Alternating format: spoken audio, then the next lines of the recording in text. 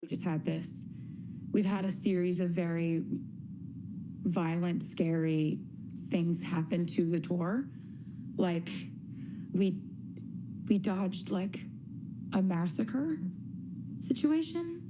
It's my job to kind of be able to handle all these feelings and then perk up immediately to perform. That's just the way it's got to be. Baby, how you doing? So I'm going to the stadium and we'll do a little dressing room rehearsal.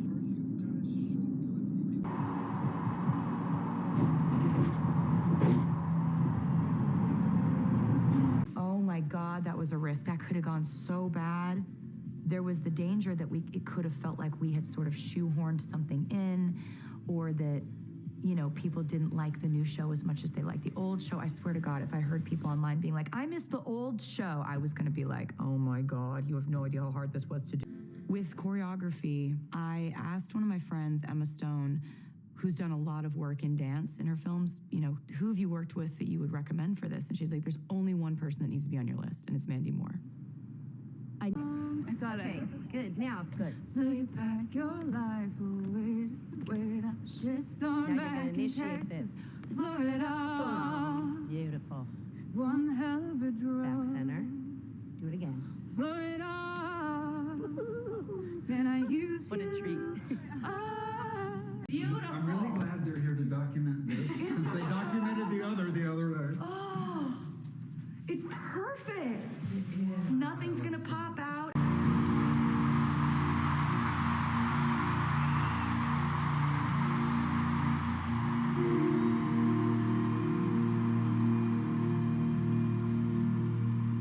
I'm very well aware of mysterious forces at play that I will never have any control of.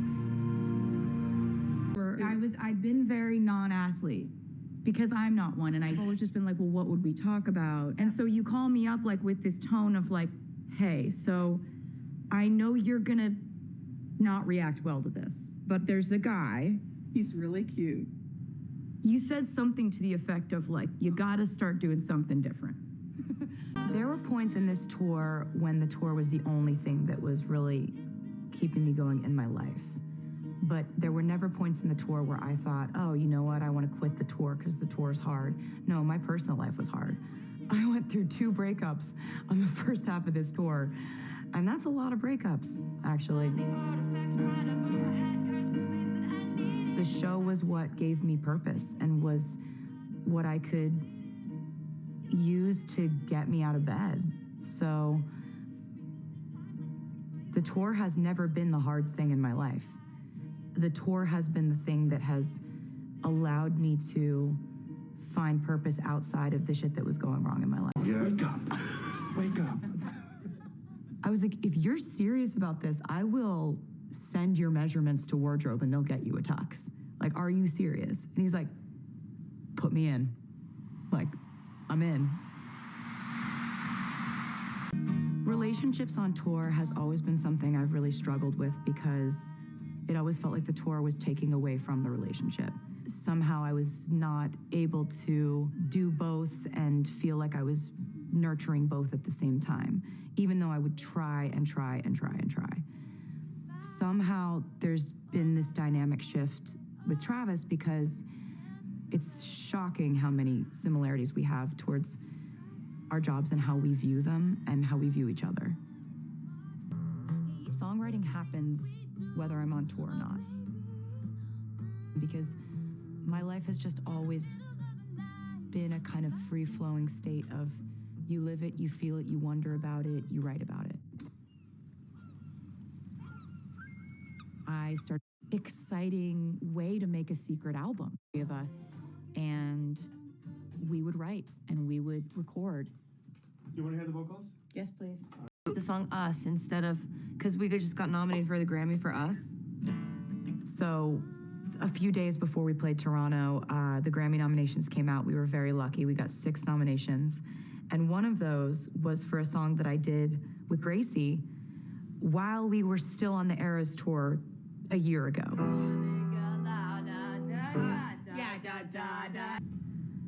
So many unbelievable memories in this tour, but my favorite one is seeing you in concert for the first time, being mesmerized and swept off my feet by a woman who doesn't even know me.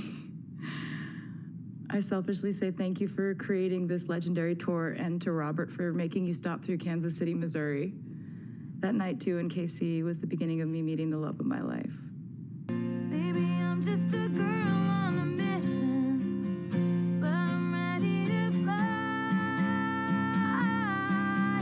I'm alone. That's pass interference.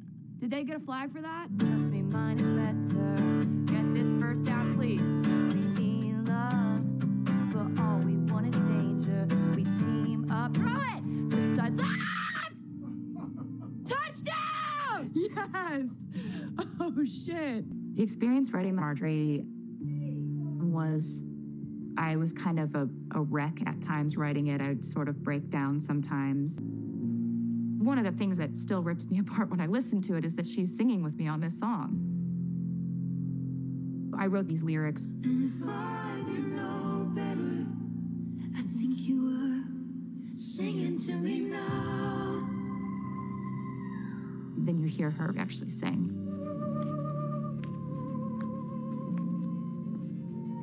It's things like that that just make you feel like your whole heart is in this whole thing. And she never stops writing music, so they have more to look forward to. But right now, I hope they honor that little bit of time just for her. I think that after this tour, it would be nice to grow back some of the things that I've had to cut out of my life. You just don't have any energy for anything that seems optional. And so I'm interested in regaining some of that, because I know I used to have hobbies and like a personality outside of this tour. I can't remember what they were. I'll let you know.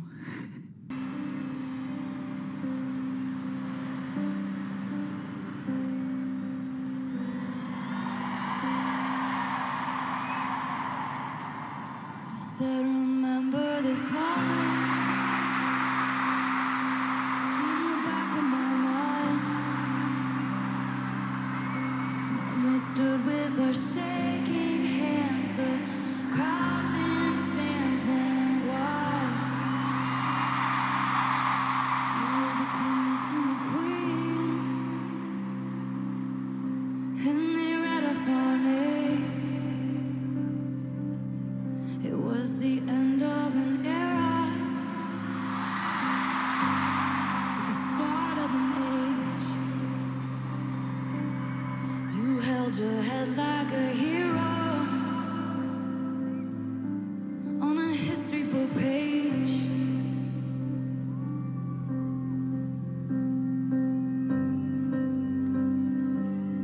And I was screaming, long live the walls would crash through. How the kingdom lights shine just for me and you. I was screaming, long live all the magic we made. Bring on all the pretenders. One day we will be remembered.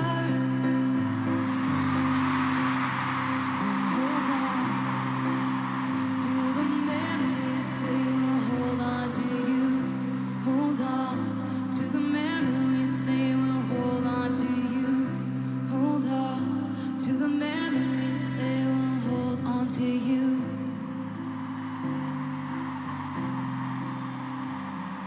The only thing that's left is the manuscript. One last souvenir from my trip to your shores. Now and then I reread the manuscript, but the story isn't mine anymore.